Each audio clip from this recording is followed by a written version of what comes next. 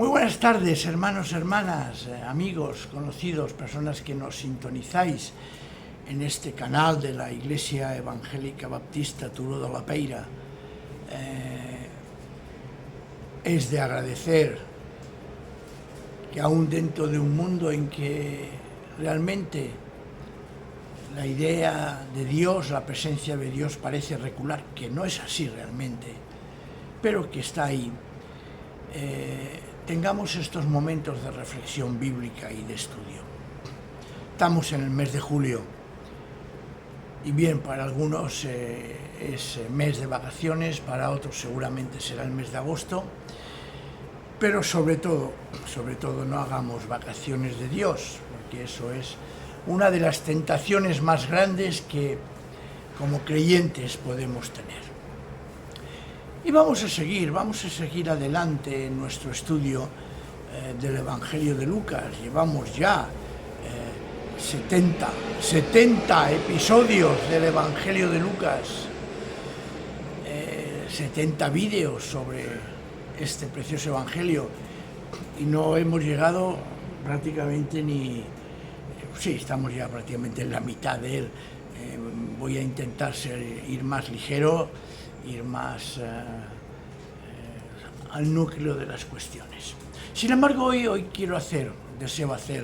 pretendo hacer un paréntesis. Un paréntesis porque es bueno de cuando en cuando. Lo he dicho más de una vez y creo que todos vosotros que me conocéis sabéis que a veces lo hago. Un paréntesis en el camino que estamos corriendo, estamos avanzando, con la idea de frenar, tomar agua y reemprender la marcha. Y recordar algunas de las cosas que creo que son importantes tenerlas presentes. Sí, seguimos adelante en nuestra consideración del Evangelio atribuido a Lucas. Y yo creo que hoy es interesante y conveniente, repito, que hagamos un paréntesis para recordar y volver a poner en evidencia algunas ideas que podemos aplicar a la lectura de este Evangelio. Pero no solo a la lectura de este Evangelio de Lucas, sino en general a todas las Escrituras. Hay personas que saben mucho de muchas cosas del mundo, que son entendidos, no sé, en negocios, en contabilidad, en informática, en muchas de las cosas, en mecánica de coches, entendísimos. Y eso es una sabiduría, pero es sabiduría humana. Nosotros necesitamos la sabiduría de Dios. Por eso, creo que debemos de recordar, que debemos de empezar a saber a leer, o mejor, a escuchar lo que nos dice Lucas. Repito, estamos ya prácticamente a la mitad del Evangelio, por eso lo pretendo recordar. Vamos a tomar de nuevo esas ideas para refrescarlas y para seguir adelante.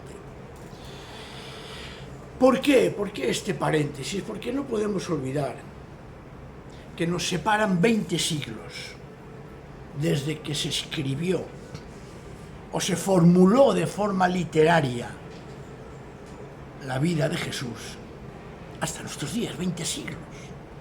20 siglos, hermanos, son muchos años, son 2000 años. Y hay que reconocer que si reconocemos que cada 100 años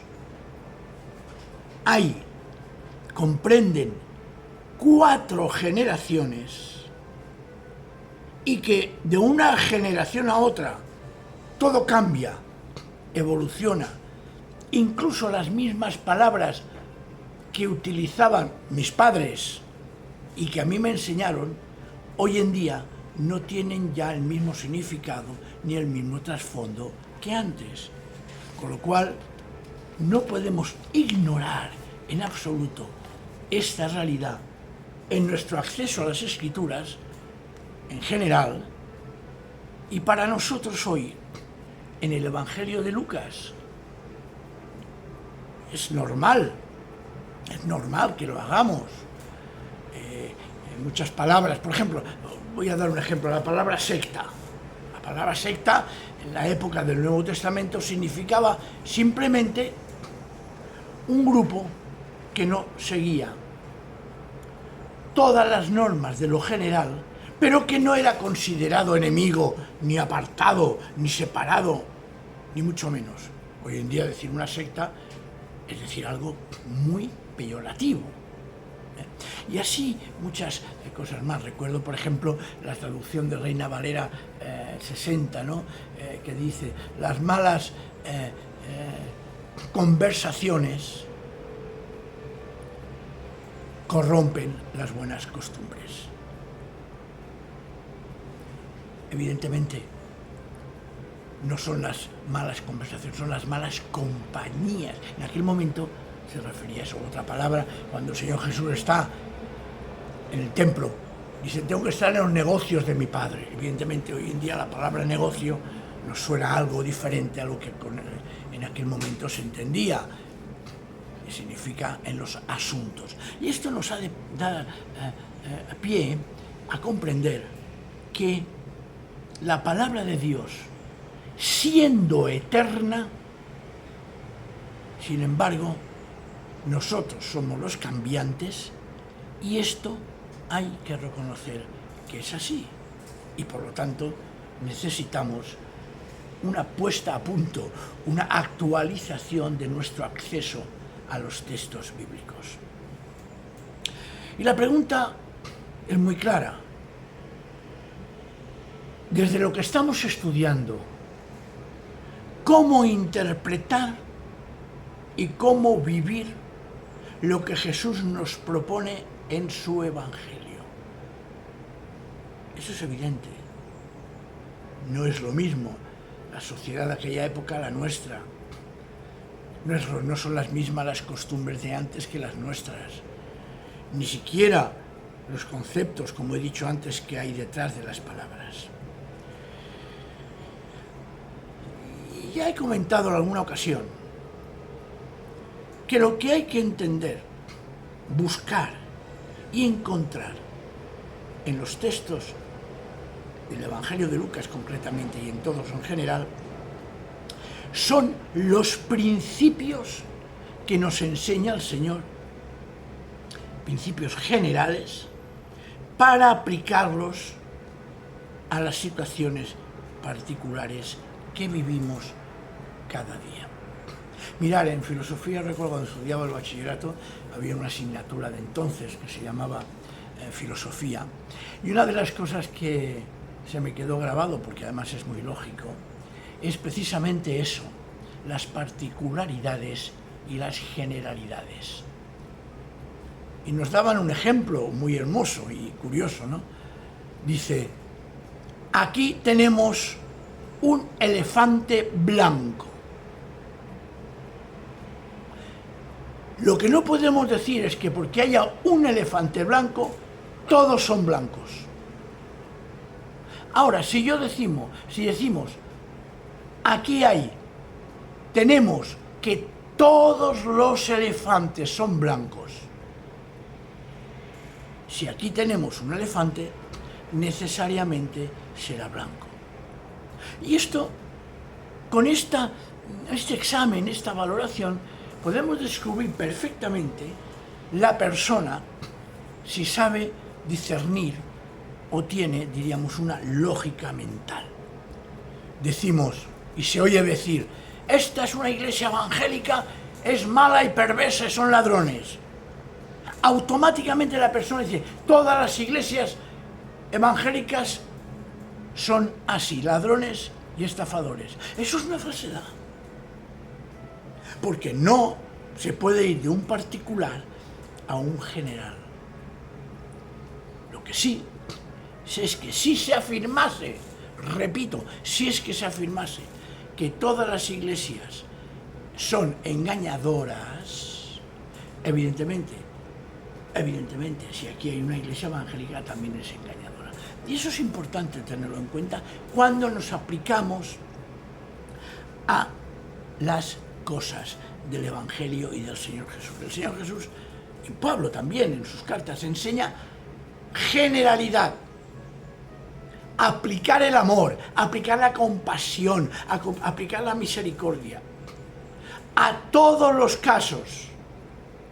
Por lo tanto, si tenemos un caso concreto, aplicaremos esa misericordia y ese amor. No iremos al revés, no iremos al revés. Y claro, para esto requiere que estemos muy atentos y sobre todo discernimiento. Y eso hay que pedírselo al Señor.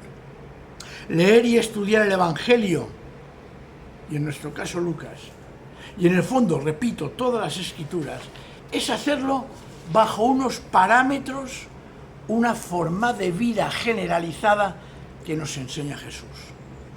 Por lo tanto, hay unas claves de lectura. Podemos acceder al Evangelio y leerlo, ya está. Pero una vez leído, hemos de volver a releer y buscar cuáles son los elementos principales de actuación de Jesús. ¿Cuáles son, pues, las claves de lectura del Evangelio? ¿Cómo, dentro del relato, encontrar las enseñanzas esenciales de Jesús y no traicionarlas? A veces hemos traicionado la enseñanza de Jesús por particularidades. Voy a exponer unos cuantos parámetros, sin la intención de que sean los únicos, pero sí que creo son centrales. Os voy a dar un ejemplo. Un ejemplo en Marcos. El Evangelio de Marcos nos habla de que Jesús, capítulo 2, Jesús va y cura a un paralítico. Los otros evangelistas no lo dicen, lo que sucede. Y Jesús le dice, mira, no digas a nadie lo que te he hecho, porque es que lo toca. Y vete al sumo sacerdote y ofrece la ofrenda por tu curación como testimonio. ¿Pero qué hace aquel paralítico? Aquel paralítico lo que hace es proclamar, evidentemente, es que casi es imposible no hacerlo, ¿no? He sido curado, he sido sanado, he vuelto a tener una vida social adecuada. Pero ¿qué sucede con Jesús? Que tiene que estar unos días, porque ha tocado un leproso, y según la ley de aquella época, el tocar un leproso significa estar unos días apartado porque está contaminado. ¿Veis? Son cosas. Hay detalles en la Escritura que tenemos. El otro día estaba escuchando una exposición de un buen amigo mío, un pastor que está hoy en día pastoreando una iglesia de Madrid, y precisamente sobre la eutanasia. Tremendo problema, ¿verdad? Tremenda cuestión, ¿no? Y decía algo que en el Antiguo Testamento no aparece para nada el tema este de la eutanasia. Y daba unos ejemplos curiosos sobre cómo nosotros hoy en día interpretamos a nuestro criterio según qué cosas. Se hablaba, por ejemplo, del suicidio de Saúl. Sabéis que cuando Saúl fue derrotado, tuvo miedo de ser hecho prisionero y ser expuesto en público escarnio, vaya palabra, público escarnio delante de la gente. Y él eso no lo quería. Y le pide a su ayudante que lo mate. Su ayudante no lo mata, y lo que hace Saúl es lanzarse sobre su propia espada y se suicida. ¿Vale? Hasta ahí muy bien. O todos decíamos, seguramente alguno de vosotros dirá, ¿ves? Se va a ir al infierno. Yo no lo voy a condenar. Solo el Señor sabe los últimos instantes de esa persona. Ah, pero sucede otro caso, el de Sansón. Sansón, sabéis la historia, ¿no? Es engañado por los filisteos, Dalila, etcétera, etcétera. Después de estar en cárceles de los filisteos, es llevado al templo del dios filisteo atado a las columnas, y Sansón se suicida para destruir a los enemigos de Dios. Algunos dirán, ¿veis? También, no sé por qué me lo han dicho, Sansón ha de estar en el infierno porque se suicidó. Ay, pero resulta que en Hebreos 11:32 Sansón es considerado como un héroe en la fe. ¿Veis? ¿Veis lo importante que es saber discernir y dejar todo juicio a Dios y coger lo esencial, lo principal, para no juzgar? Para aprender lo que Jesús y todas las Escrituras nos enseñan. Fijaos, primero encontramos en Jesús, para ponernos en su contexto, que siendo judío, eso, muchas veces algunos de creyentes, oh, espera, es que Jesús era judío. Pues sí, era judío, además,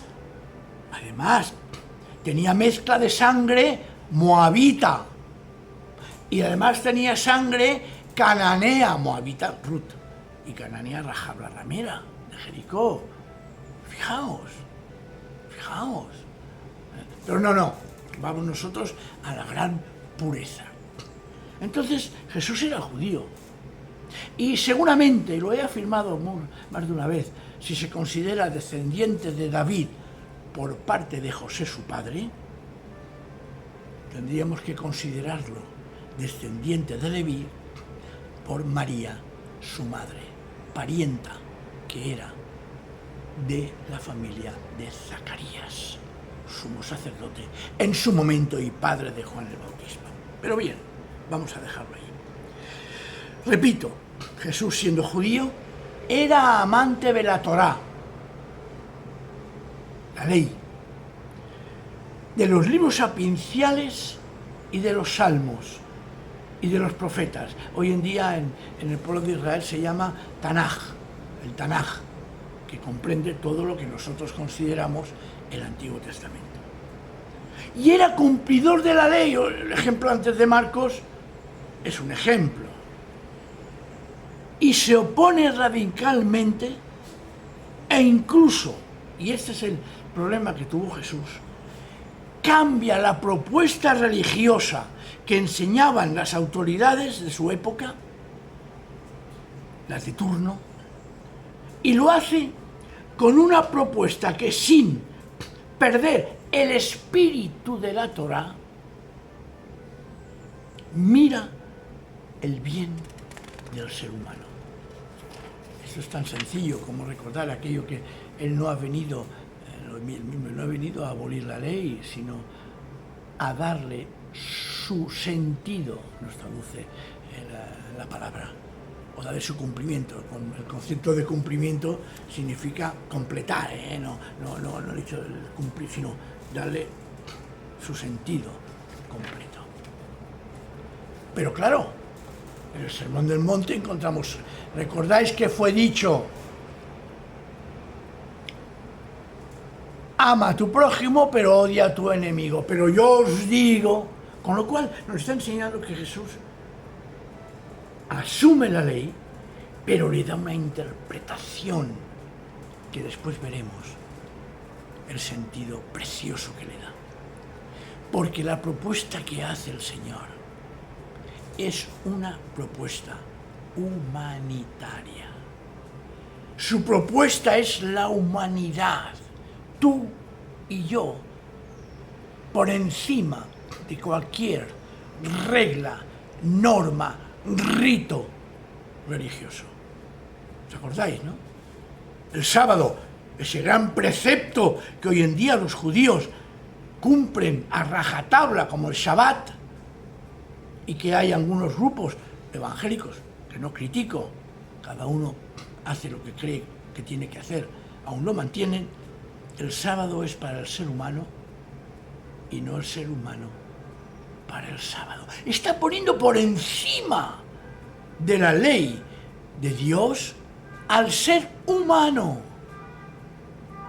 Y Jesús Por ejemplo, con aquella mujer que se le presentan y le dicen, mira, ha sido encontrada en plena situación de adulterio. La ley, dicen, nos manda lapidarla.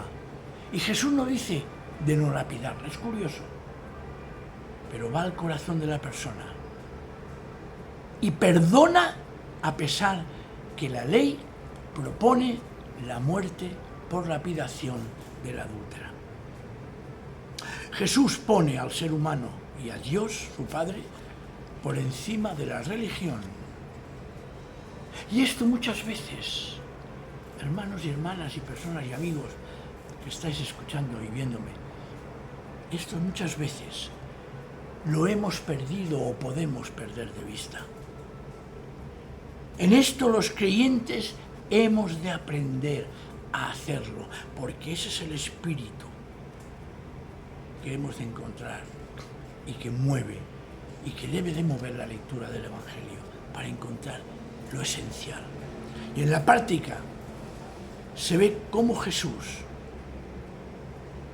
y aquí también hay que tenerlo muy presente, no impone la fe como ellos querían imponer, ni ninguna práctica religiosa como ellos querían imponer.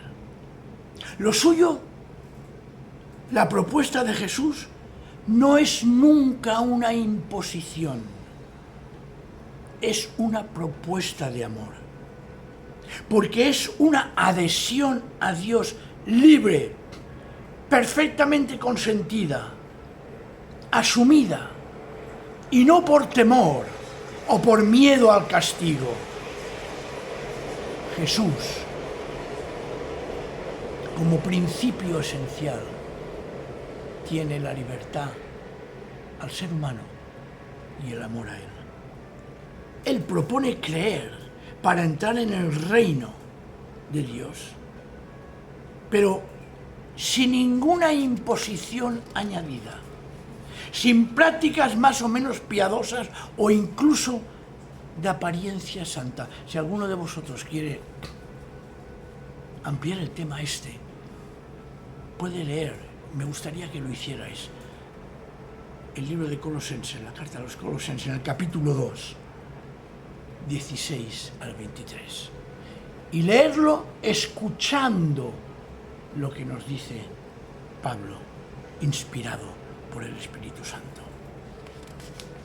La fe para Jesús es lo esencial y lo único que vale, porque para Él es una propuesta de vida, no de muerte, que solo pide adhesión voluntaria a su persona y no una adhesión obligatoria a su propia persona también. Para Jesús no hay que contar el número de seguidores. Fijaos cómo Jesús predicaba, anunciaba y no iba detrás de nadie diciendo, ¿qué te ha parecido? ¿Te ha gustado lo que he dicho? Predicaba. Y no le preocupaba si iban más o menos. Le preocupaba si iban muchos, precisamente las necesidades que tenían. Porque le preocupaba era la fe que él quería que surgiera de un corazón transformado por aquellos que le seguían. Por lo tanto, ya debemos de entender que cuando leamos los evangelios, lo que Jesús nos predica no es una religión, no es una iglesia. Y repito, Jesús no fundó una iglesia, fundó un grupo de creyentes que por la fe a Él nos unimos. Cristo fundó, quiso, manifestó que lo que quería era una forma de vida que tiene a Dios como Padre y que se vive en comunidad. Sus perspectivas son extraordinarias. Propone un reino donde Dios está presente en toda nuestra vida y que además se encarna en una nueva humanidad, en una forma nueva de ser y vivir.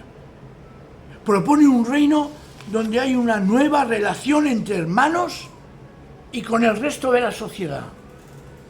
Jesús no propone una nueva religión, sino una nueva, y subrayo, relación con Dios, a quien llama Padre, Abba, y afirma que es el Padre de todos los seres humanos y que por lo tanto en esa relación con Dios se nos pide y ha de surgir de nosotros espontáneamente un amor al prójimo y a uno mismo, evidentemente. Es una propuesta que consiste en caminar juntos en el reino de Dios hacia su consumación, hacia una meta final. Y esto es lo que quiere y que debemos de descubrir cuando leamos Lucas y los otros evangelios. Es poner delante la dignidad humana que ha de ser liberada de toda esclavitud, ya sea política, económica, religiosa, de cualquier índole.